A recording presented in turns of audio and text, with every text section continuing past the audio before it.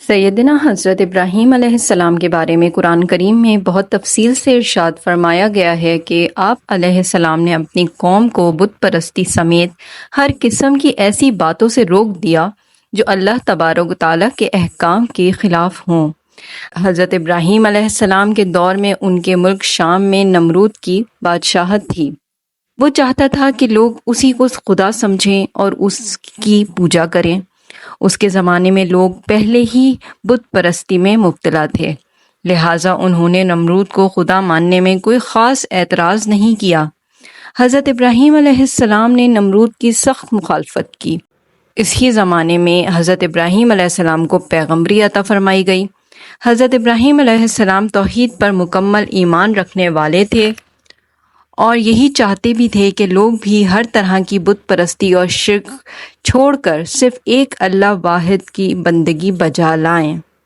پھر جیسا کہ تقریباً ہر پیغمبر علیہ السلام کے ساتھ ہوا ہے، نمرود نے آپ علیہ السلام کی سخت مخالفت شروع کر دی۔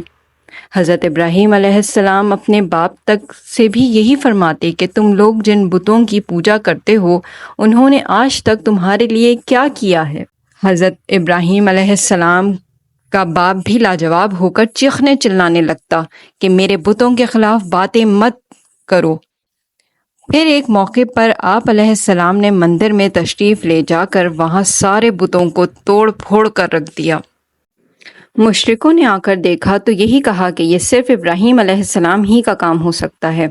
حضرت ابراہیم علیہ السلام کو طلب کیا گیا تو آپ علیہ السلام نے فرمایا، کیا یہ جہالت کے انتہا نہیں کہ جس حقیقی خالق و مالک نے تم سب کو پیدا فرمایا ہے، تم لوگ اس اللہ ہی کو چھوڑ کر ایسے بتوں کی پوجا کر رہے ہو جو خود اپنی حفاظت نہیں کر سکتے؟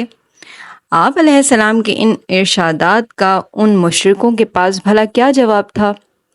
اس لیے نمرود نے فیصلہ کیا کہ آپ علیہ السلام کو آگ میں پھینک دیا جائے، اور پھر جیسے ہی آپ علیہ السلام کو خوفناک اور بھڑکتی ہوئی آگ میں ڈالا گیا، اللہ تبارک و تعالیٰ نے فوراً ہی آگ کو حکم دیا کہ وہ ٹھنڈی ہو جائے اور حضرت ابراہیم علیہ السلام کو کوئی نقصان نہ پہنچائے۔